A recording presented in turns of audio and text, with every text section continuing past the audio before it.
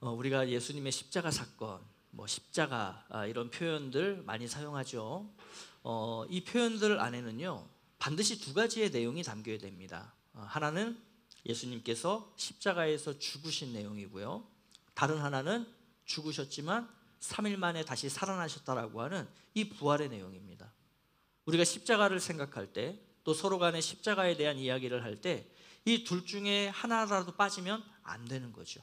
그래서 우리는 십자가 하면 예수님의 죽으심과 부활하심, 늘 이 두 가지를 함께 생각하시고 묵상하실 수 있어야 됩니다. 우리가 지난주에 살펴봤듯이 예수님께서 십자가에서 죽으신 것은 하나님의 말씀을 성취하는 사건이다, 이렇게 이야기를 나눴죠. 그러면 아까 우리가 십자가 사건은 하나라고 했지 않습니까? 그럼 부활 역시도 어떤 사건이었겠어요? 하나님의 말씀을 성취하는 사건이었어요. 그래서 사도 바울은 사도행전에서 그 시편 16편 10절을 근거로 부활은 성경의 성취다라는 것을 증거합니다. 자, 우리 시편 16편 10절 말씀 같이 한번 보겠습니다. 시작. 이는 주께서 내 영혼을 수월에 버리지 아니하시며 주의 거룩한 자를 멸망시키지 않으실 것임이니이다, 이런 말씀이에요. 그러니까 예수님께서 지금까지 많은 표적들을 행해 오셨죠. 심지어 그 죽었던 나사로를 다시 살리시는 엄청난 표적도 행하셨어요. 그러면 이러한 표적을 왜 예수님은 행하셨다라고 우리가 나눴죠? 예수님이 하나님의 아들이시라는 것, 그리고 그리스도시다라는 것을 증명하시기 위해서 주님은 표적을 행하셨고, 제자들은 그래서 그 표적 기사를 기록하고 있다라는 얘기를 우리가 반복적으로 해왔습니다. 자, 그런데 그러한 지금까지의 여러 표적들보다도 더 완전한 표적, 더 큰 표적이 있다는 거예요. 그게 뭘까요? 그게 바로 예수 그리스도의 부활이에요.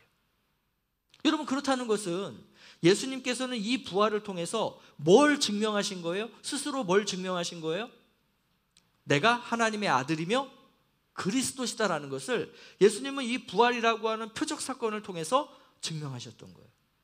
그래서 사도 바울이 로마서 1장에서 이렇게 말했던 겁니다. 자, 로마서 1장 4절 말씀 다 같이 시작. 성결의 영으로는 죽은 자들 가운데에서 부활하사 능력으로 하나님의 아들로 선포되셨으니 곧 우리 주 예수 그리스도시니라. 아멘. 그러니까 예수님의 부활은요, 하나님의 아들이시라는 것, 그리고 그리스도시라고 하는 것의 확증이라는 거예요. 여러분, 그렇다면 이 부활, 예수님의 부활, 그리고 예수님이 하나님의 아들이시고 그리스도라고 확증하시는 것, 이게 우리에게 왜 필요한 걸까요? 왜 중요한 걸까요? 자, 고린도전서 15장 말씀인데 조금 긴 내용이지만 여러분들 한번 우리가 함께 읽어가면서 그 의미를 한번 살펴보겠습니다. 자, 다 함께 시작. 죽은 사람들이 살아나는 일이 없다면 그리스도께서 살아나신 일도 없었을 것입니다. 그리스도께서 살아나지 않으셨다면 여러분의 믿음은 헛된 것이 되고 여러분은 아직도 죄 가운데 있을 것입니다. 그리고 그리스도 안에서 잠든 사람들도 멸망했을 것입니다. 그리스도 안에서 우리가 바라는 것이 이 세상에만 해당되는 것이라면 우리는 모든 사람 가운데에서 가장 불쌍한 사람일 것입니다. 그러나 이제 그리스도께서 죽은 사람들 가운데서 살아나셔서 잠든 사람들의 첫 열매가 되셨습니다. 아멘. 자, 사도 바울은요, 예수 그리스도의 부활이 우리에게 미친 영향력을 크게 두 가지로 이야기를 해요. 자, 첫 번째는 뭐냐면 죄로부터 자유하게 되었다. 예수님의 그 부활, 주님이 우리의 그리스도 되시고 하나님의 아들이시기 때문에 그분의 그 부활은 우리에게 어떤 영향을 미쳤느냐? 죄 가운데 있지 않게 되었다. 죄로부터 자유하게 되었다. 더 이상 죄의 종노릇하지 않게 되었다. 이렇게 이야기를 하고 있어요.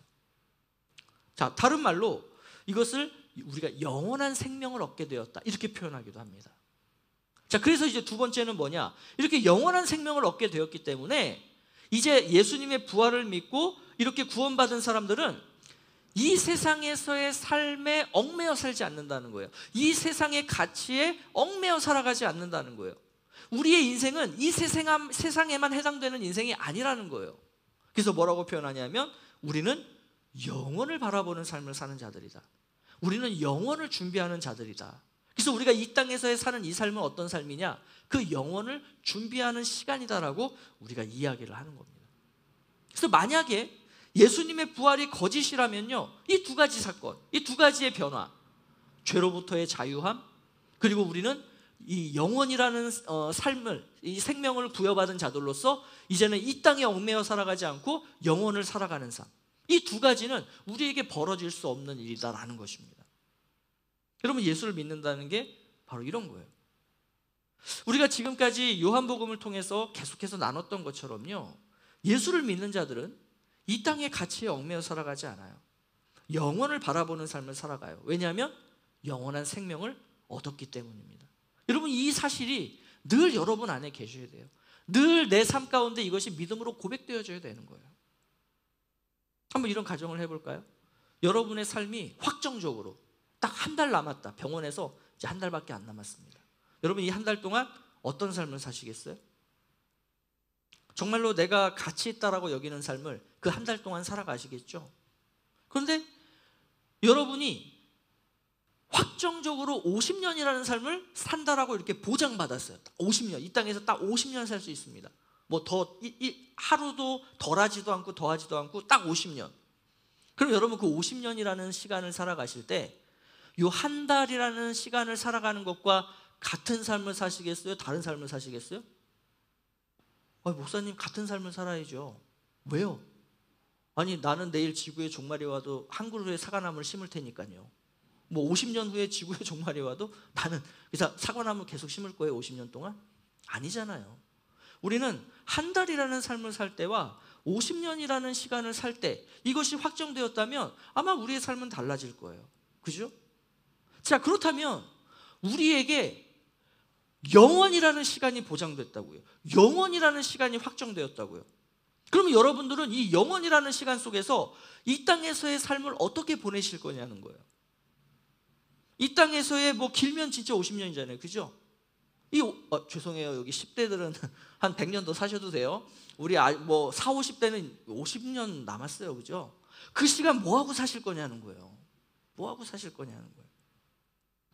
그래서 우리가 예수 그리스도의 부활을 믿는다면 우리는 영원이라는 시간을 바라보며 그 시간을 준비하는 삶을 살아가는 자들인데, 그러면 그런 자들의 삶은 어떤 삶이겠느냐? 이것을 이제 이야기하는 내용이 뭐냐면 그게 요한복음 20장, 21장 남은 두 장의 이야기예요.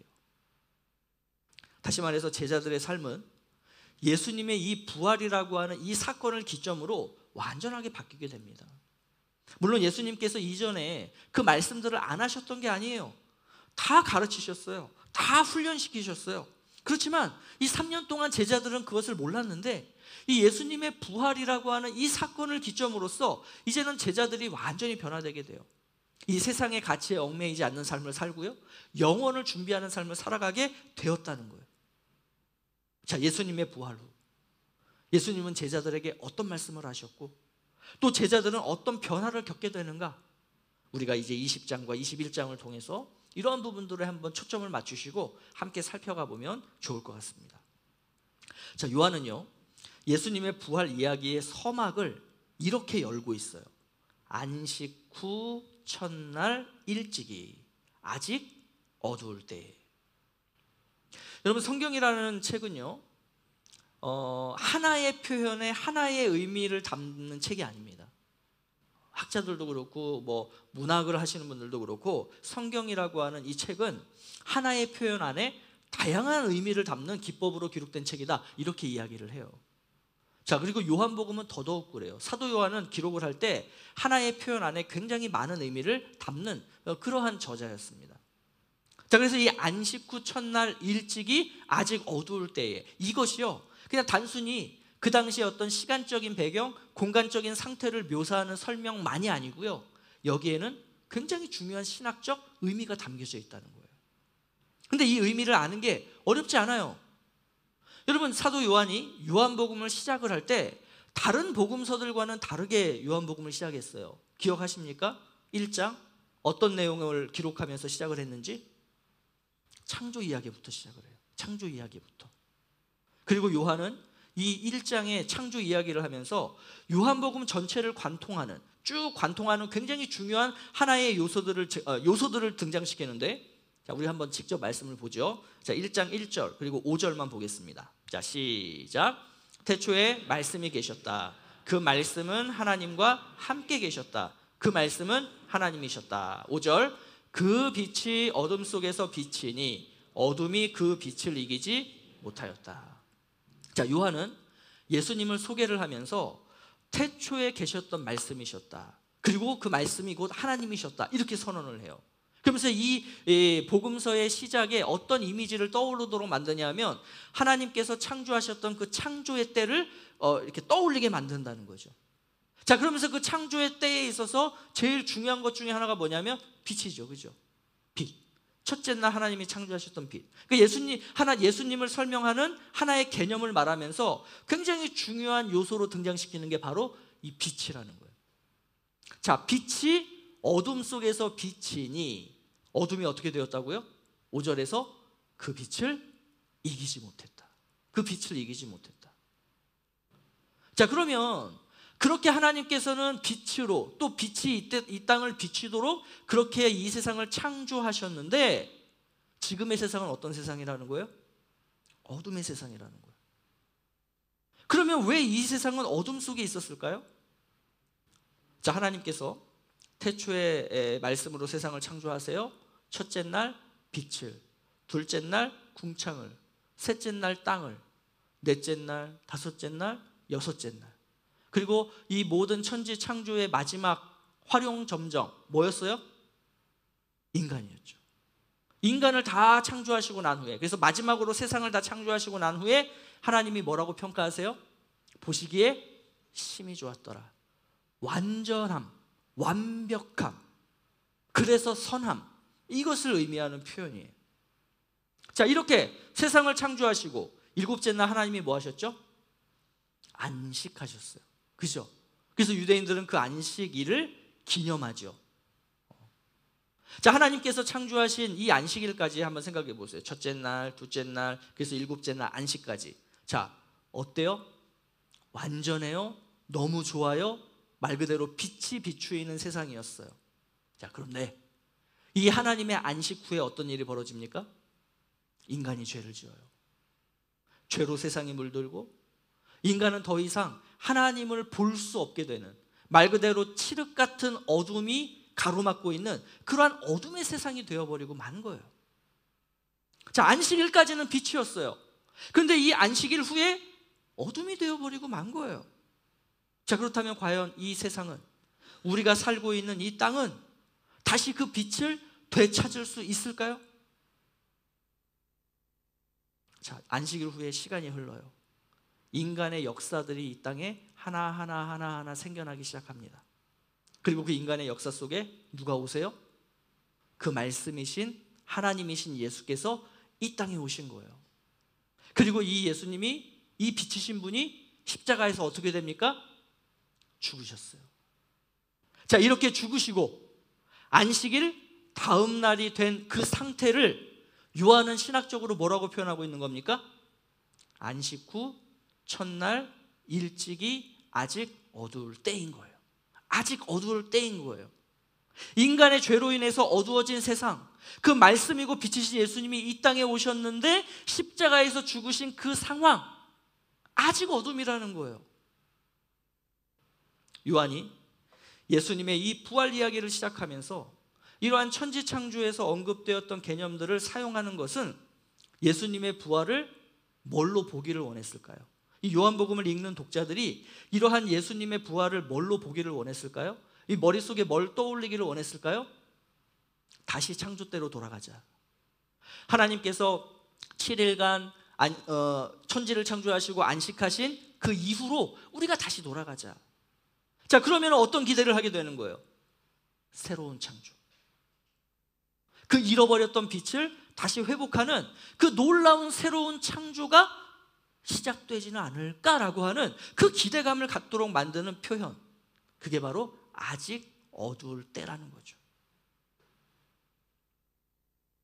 인간이 망쳐놓은 그 안식일 후의 이야기를 잘라내는 거예요.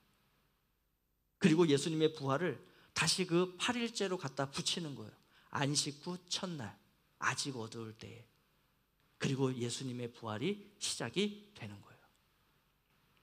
자, 이때 이렇게 안식 후 첫날 일찍이 아직은 어두울 그때에 한 여인이 예수님의 무덤을 향해서 걸어갑니다. 이 여인은 막달라 마리아라고 해요. 자, 막달라 마리아는 오늘 요한복음에서 처음 여기서 등장합니다. 그렇지만 굉장히 중요한 역할을 하는 그러한 인물로 기록되고 있어요. 자, 이 부분은 우리가 다음 주에 이야기를 나누게 될 겁니다. 자, 막달라 마리아가 무덤에 도착을 했을 때 이 자신의 눈앞에 펼쳐진 광경을 보고 이 여인은 두려움과 패닉에 빠지게 돼요. 그 무덤 입구를 막고 있던 돌이 옮겨져 있었던 거예요. 그럼 이게 왜 두렵고 패닉에 빠질 일이냐? 뭐 요즘도 사실은 그런 부분들이 있죠. 무슨 왕릉이나 이런 거 도굴해 가는 사람들처럼 이 당시에는요, 무덤을 도굴하는 이 사건들이 굉장히 많았다라고 합니다. 그러니까 무덤 도굴이 그래서 그 당시에는 굉장히 심각한 범죄로 여겨졌는데, 이게 얼마나 심각한 범죄로 여겨졌냐면 그 로마의 클라우디우스 황제는요, 무덤을 파괴하거나 시신을 없앤다거나 심지어 그 무덤을 막아놓았던 돌을 치우는 사람들, 이 사람들 사형시켜라, 이 법령을 로마가 통치하는 모든 지역에 다 법령으로 이야기를 했다는 거죠. 그러니까 그만큼 당시에는 이것이 심각한 문제였고 비일비재한 일이었다는 거예요. 자, 그러다 보니 막달라 마리아는 이 광경을 보고 도굴꾼들이 예수님의 시신을 훔쳐갔구나, 이런 생각을 한 거죠. 우리가 지난주에 살펴봤잖아요. 그 니고데모가 그 향품을 가지고서 그렇게 예수님을 장례 지낸 것은 이거 누구한테나 그렇게 하는 거였다 그랬죠? 왕한테나 그렇게 하는 장례 방법이라 그랬죠. 그러니까 얼마나 그 예수님의 장례에 사용되었던 것들이 값비싼 거냐는 거예요. 그러니 이 도굴꾼들이 기다렸다가 예수님의 시체를 훔쳐갔구나, 이 막달라 마리아가 그렇게 생각을 한 거예요. 그래서 어떻게 합니까? 뛰쳐가요. 제자들에게 알리러 가요. 그래서 베드로 그리고 예수님께서 사랑하시는 제자, 즉 요한에게 그 상황을 말합니다. 자, 베드로와 요한은 이 여인의 말을 듣자마자 예수님의 무덤을 향해서 막 달려가요. 자, 둘이 똑같이 달려갔는데 누가 더 빨랐대요? 요한이 베드로보다 더 빨리 무덤에 도착했다. 도대체 이런 건 뭐하러 적나, 그죠? 그러니까 약간 이 요한이 뭔가 이렇게 좀 베드로에게 자격지심을 느꼈나? 최후의 만찬에서도 뭐라 그래요? 베드로가 자기한테 물어보라고 막 이렇게 시켰다라고 그런 거 기록해 두죠. 이거 볼 때 요한이 왜 이렇게 나는 베드로보다 뛰어나, 이런 거를 왜 이렇게 자꾸 적지? 약간 좀 이런 어떤 재미있는 포인트이기도 한 것 같으면서 근데 이게 뭐 큰 의미가 있다라고는 안 합니다. 학자들은 뭐라고 얘기하냐면 요한이 젊었다, 베드로는 늙었다. 그래서 젊은 요한이 먼저 도착한 거다, 이렇게 얘기를 해요. 자, 근데 어쨌든 이 장면에서 뭐가 드러나냐면 이 두 인물의 기질, 성향이 그대로 드러나요. 자, 제일 먼저 요한이 예수님의 무덤에 도착을 했는데 요한은 어떻게 하냐면 안으로 들어가지 않습니다. 바깥에서 안을 들여다봐요. 그러니까 되게 신중한 사람이었고 뭔가 이렇게 생각을 하는 사람인 거죠. 근데 베드로는 어떻게 해요? 밖에서 쳐다볼 게 무슨 필요가 있어요? 무작정 그냥 뛰어들어가서 이게 도대체 어떻게 된 일이야, 이렇게 하는 거죠. 이 두 사람의 기질이 그대로 드러나요. 자, 이 두 제자가 딱 도착해서 본 그 무덤 안의 상황은요, 일반적이지 않았어요. 자, 어떤 부분이 일반적이지 않았냐면 예수님의 몸을 감쌌던 세마포는요, 만약에 이게 누군가가 훔쳐간 거라면 이렇게 풀어져 있었을 거잖아요. 근데 어떻게 돼 있냐면 풀어져 있는 게 아니라 이렇게 예수님의 그 시신을 감싼 채 그 안에 있는 예수님의 시신만 약간 이렇게 증발해버리고 그것만 남은 그 세마포 감겨져 있는 모습 그대로 있었다는 거예요. 자, 그리고 이 머리를 감쌌던 수건도요, 그것과 이렇게 함께 놓여져 있는 게 아니라 이 수건도 이렇게 풀어지지 않고 그대로 말려져 있는 상황에서 다른 쪽에 이렇게 놓여져 있었던 거죠. 그러니까 이게 뭔가 평범한 상황은 분명히 아니에요. 자, 그럼 이제 여러분들이 한번 탐정이라고 생각하시고, 자, 이 상황을 어떻게 추리하시겠습니까? 이 도굴꾼들이 다녀간 걸까요? 만약 그랬다면 이 값비싼 세마포와 이 머리 수건, 이거 왜 안 갖고 갔지? 이거 되게 비싼 건데? 이런 어떤 의문도 들고요. 자, 예수님의 시신을 훔쳐갔다면 이 세마포를 풀었어야 되는데 왜 이게 풀려진 흔적이 없고 그대로 감겨진 채 이렇게 내용물만 증발한 것처럼 이렇게 되어 있는 거지? 이런 어떤 의문점도 풀어야 돼요. 그죠? 그러니까 뭘 생각을 해도 이게 도굴꾼이 예수님의 시체를 훔쳐간 건 아니다라는 결론이 나요. 그럼 도대체 이거 어떻게 된 일이냐? 설명하기는 어려운 거예요. 자, 이런 상황의 모습이 당시 무덤 안의 현장의 모습이었다는 겁니다. 자, 그런데 이제 먼저 도착은 했지만 아직 들어가지 않은 요한이 이제 뒤늦게 들어가 봐요. 자, 그리고 나서 이 요한이 이 장면을 설명할 수 있는 유일한 한 가지를 생각해냅니다. 자, 그게 뭔가? 8절 9절 말씀 다시 한번 보죠. 자, 시작. 그때야 무덤에 먼저 갔던 그 다른 제자도 들어가 보고 믿더라. 자, 잠깐만요. 자, 요한은 무덤 안의 장면을 보고 뭐라고 표현하냐면 믿었다라는 표현을 써요. 여러분 이상하지 않아요? 그 무덤 안을 보고 알았다 이렇게 표현하는 게 아니라 믿었다 이렇게 표현하는 거죠. 그럼 도대체 요한은 뭘 믿었을까요? 자, 9절 말씀에 그 힌트가 있는데, 자, 9절 시작. 그들은 성경에 그가 죽은 자 가운데서 다시 살아나야 하리라 하신 말씀을 아직 알지 못하더라. 이렇게 돼 있어요. 아직 알지 못하더라. 자, 그럼 이게 어떤 의미일까요? 요한이 믿은 내용은 뭐냐면 예수님께서 죽은 자 가운데서 다시 살아나셨다라는 것, 다시 말해서 부활하셨다라는 것을 이 무덤의 상황을 보고 믿었다는 거예요. 자, 다만 이것이 하나님의 말씀인 성경을 통해서 믿은 것은 아니었다라는 그 부가적인 설명을 지금 9절에서 하고 있는 거죠.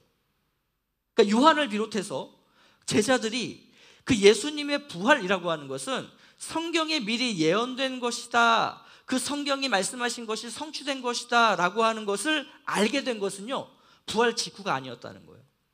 조금 더 시간이 흐른 다음에 그 이후에 야, 주님이 부활하신 게 성경에 있는데? 야, 성경에서 이미 이거를 말씀한 건데? 그걸 나중에 알게 됐다는 겁니다. 자, 그러면 이 요한은요, 도대체 그 무덤의 상황에서 뭘 보고 우리 주님 부활하셨구나 이걸 믿게 됐을까요? 어렵지 않아요. 힌트를 드리겠습니다. 첫 번째 힌트, 예수님의 시신이 없는 무덤 안의 장면에서, 이게 지금 사복음서가 다 이 장면을 기록하고 있거든요. 근데 요한복음에만 등장하는 그 무덤 안에 소재가 있어요. 그러니까 다른 데서는 그 소재를 기록해 두진 않아요. 있었겠지만 기록해 두진 않아요. 근데 요한만 요걸 기록하고 있어요. 자, 또 하나의 힌트, 나사로 사건입니다. 나사로 사건. 자, 뭘까요? 그게 뭐냐면 바로 예수님의 머리를 쌌던 수건이에요. 자, 요한복음 11장 43절 44절 말씀 보겠습니다. 시작. 이 말씀을 하시고 큰 소리로 나사로야 나오라 부르시니 죽은 자가 수족을 배로 동인 채로 나오는데 그 얼굴은 수건에 쌓였더라. 예수께서 이르시되 풀어놓아 다니게 하라 하시니라. 자, 이게 어떤 내용에서 나오는 구절이냐면요, 이게 나사로 사건이에요. 죽었던 나사로를 예수님이 다시 살리신 그 사건이에요. 그리고 이 나사로 사건, 그 다음에 예수님의 무덤에서 그 수건에 대한 언급은요, 요한복음에만 기록된 내용이에요. 자, 요한은 이 나사로의 부활이라는 것과 예수님의 부활 사건을요 연결을 하고 있는데, 이 두 사건을 연결하고 있는 고리로 사용하는 소재가 뭐냐면 그게 머리에 감싼 수건이에요. 여러분, 이거 우리 요한복음 11장 이거 얘기할 때 이미 나눈 내용이에요. 기억 안 나세요? 그래서 이제 설교자가 필요한 겁니다. 반복적으로 하나님의 말씀을 설교하는 거죠. 우리가 이미 나사로 이야기 때 이 나사로의 머리에 둘러싸인 수건이 앞으로 예수님의 부활을 의미하는 것이다라는 것을 우리가 이미 나사로 사건을 이야기할 때 나눴던 내용이에요. 나사로는 인간의 육체가 다시 살아난 경우죠. 그죠? 그리고 예수님이 그 나사로를 살려주신 거예요. 그렇기 때문에 스스로 그 얼굴에 쌓였던 수건을 자기 혼자서는 풀 수 없었어요. 누군가가 풀어주었어야 됐어요. 자, 반면에 이 예수님의 부활은요, 그냥 육체의 부활이 아니었다는 거예요. 이거는 말 그대로 신비로운 부활체. 그래서 우리가 이걸 뭐라고 표현하냐면 새 창조라고 표현을 하는 거예요. 이 부활체가 뭐냐? 이거를 우리가 설명을 할 수 없습니다. 왜냐하면 성경이 부활체에 대해서 설명하고 있지 않기 때문이에요. 그렇지만 이게 새로운 부활체다, 이건 새 창조다라는 것을 이렇게 알도록 해주는 단서들이 있어요. 그게 뭐냐면 이제 뒤에 나오겠지만 예수님이 이렇게 꼭 꽁꽁 닫혀져 있는 이 문을 그대로 통과해서 그 제자들이 있는 집 안으로 들어오시기도 하고요. 예수님이 부활하셨잖아요. 그럼 제자들이 그분을 처음에 딱 만났잖아요. 근데 그 누구도 주님이시군요. 주님, 이게 어떻게 된 거예요? 이런 반응이 아니라 누구세요? 이런 반응이에요. 그러니까 뭔가 이렇게 외형적인 어떤 부분이 기존에 이 부활하시기 전에 예수님의 모습은 아니다라는 것이 이런 데서 이제 드러나는 거죠. 자, 그 부활체가 뭐냐? 새롭게 창조되었다는 게 뭐냐? 이것을 우리가 명확하게 설명할 수는 없지만 예수님의 부활은 이러한 새로운 창조의 맥락 속에서 이루어진 놀라운 하나님의 역사하심이다라고 이 요한은 말하고 있는 거예요. 자, 요한은 이러한 무덤 안의 상황과 그리고 머리 수건을 통해서 떠올린 그 나사로 사건, 그때 나사로 사건에서도 그때 머리 수건이 그렇게 예수님께서 풀어주라 이러셨는데, 그리고 예수님께서 그간 하셨던 말씀들을 기억할 때 예전에 예수님께서 내가 죽을 거지만 3일 만에 다시 살아날 거야, 이 말씀을 분명히 하셨는데, 이러한 것들이 이 사도 요한이 그 무덤 안에 들어가서 그 장면들을 쭉 보면서 이것들이 하나하나 연결되기 시작한 거죠. 그러면서 요한에게 어떤 마음이 생겼느냐, 어떤 생각이 들었느냐, 주님이 부활하셨구나라는 것을 안 정도가 아니라 믿게 되었다라고 이렇게 표현하고 있는 거예요. 여러분, 그렇다면 사도 요한이 자신의 이 믿음을 지금 어떻게 보면 성경을 통해서 믿는 믿음, 그죠? 아직은 우리가 그런 믿음은 아니었어, 이렇게 말하고 있잖아요. 그러니까 성경을 통해서 믿는 믿음과 그 무덤 안의 상황을 보고 믿는 믿음을 지금 구분하고 있다는 거예요. 이 두 가지의 믿음은 다른 겁니다, 이렇게 지금 이야기를 하고 있는 거죠. 그 이유가 뭘까요? 왜 지금 이 두 믿음을 구분하고 있을까요? 여러분, 지금까지 요한복음에서 우리가 반복적으로 이야기되었던 주제 중에 하나가 뭐냐면 표적을 보고 믿는 믿음과 말씀을 통해서 믿는 믿음, 이 두 가지를 예수님이 구분해 오셨단 말이에요. 그죠? 그래서 자꾸 표적을 구하는 세대들을 향해서 예수님이 책망하기도 하셨고, 그 표적을 보고 믿는 믿음을 약간 좀 이렇게 떨어지는 믿음, 가치 없는 믿음으로 여기셨고, 그죠? 그래서 뭐라고 표현하시기도 해요? 야, 차라리 표적을 보고라도 믿어라, 이렇게 표현하실 정도로 말씀을 통해서 믿는 믿음과 표적을 통해서 믿는 믿음을 주님이 구분하셨어요. 이걸 지금 요한도 똑같이 하고 있는 거예요. 내가 그때 예수님이 부활하셨다는 것을 믿긴 믿었어. 그래서 내 믿음이 그걸 보고도 아직 예수님의 부활을 믿지 못했던 막달라 마리아나 베드로보다 나의 믿음이 더 잘한 건 맞아. 그렇지만 이 무덤의 장면을 보지 않고 이 하나님의 말씀을 통해서 주님 부활하셨군요, 저 믿어요, 이 믿음이 진짜 믿음이라는 거예요. 이 믿음이 가장 훌륭한 믿음이라는 거예요. 여러분, 그렇다면 오늘 우리의 믿음은 어떤 믿음이냐는 거예요. 내가 뭔가를 체험하고 그리고 신비로운 어떤 것을 봐야만 믿는 믿음입니까? 아니면 성경 말씀을 듣고 읽고 그리고 그 말씀을 배우다 보니 예수님이 나의 주님이시구나, 주님이 하나님의 아들이시구나, 주님은 그리스도셨구나, 그 주님께서 십자가에서 죽으셨지만 3일 만에 부활하셨구나, 그 주님을 믿음으로 말미암아 나는 새롭게 창조된 사람이 되었구나, 나는 더 이상 이 세상의 가치에 얽매이지 않고 이제는 영원을 바라보며 영원을 준비하는 그러한 새로운 창조물이 되었구나. 여러분, 이게 바로 사도 요한이 지금 말하고 싶은 내용인 거예요. 예수님의 부활 사건은 새 창조 역사예요. 이게 그냥 어떤 한 사람의 육신, 보이는 어떤 것을 변화시키는 그러한 정도의 새 창조가 아니라 그 사람의 사람됨, 다시 말해서 하나님께서 천지를 창조하실 때 그 인간을 창조하시고서 보시기에 심히 좋았더라, 정말로 내가 원하는 대로, 내가 바라는 대로 그렇게 인간은 창조되었어. 그때의 그 완벽한 인간의 모습과 인간의 인간다움으로 다시 회복되는 것, 여러분 이게 바로 예수님의 부활이 담고 있는 의미다라고 하는 거죠. 그래서 만약에 우리가 예수님께서 부활하심을 진짜 믿는다면 우리 안에, 그리고 우리의 삶에 이 주님의 새 창조의 역사는요 이미 이루어진 거예요. 그리고 지금도 그 이루어진 새 창조는 계속해서 우리의 삶 가운데 영향을 미치고 있다라는 거죠. 주님의 부활하심을 믿고 새롭게 창조된 사람과 주님의 부활하심을 믿지 않아서 아직 새롭게 창조되지 않은 이 두 사람이 같겠습니까? 다르겠습니까? 당연히 다를 수밖에 없죠. 왜? 여기는 새로운 피조물인데, 주님의 부활을 믿는 자들은 새로운 피조물인데, 그러면 도대체 이 새로운 피조물들은 어떤 삶을 살아가야 되느냐?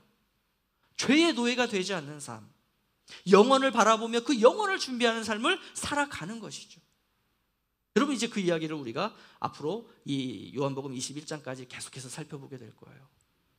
아무쪼록 이 예수 그리스도의 부활과 이 부활 사건을 믿는 믿음으로 나의 영혼이, 나의 육체가, 그리고 내가 생각하고 바라는 그 모든 나의 나됨이 새롭게 창조되었다라는 것을 믿고 신뢰하며, 그래서 오늘 이 시간, 그리고 앞으로 시작될 나의 이 인생의 삶이 정말로 영혼을 바라보는 삶, 영혼을 준비하는 그러한 복된 삶이 되실 수 있기를 예수 그리스도의 이름으로 축복합니다.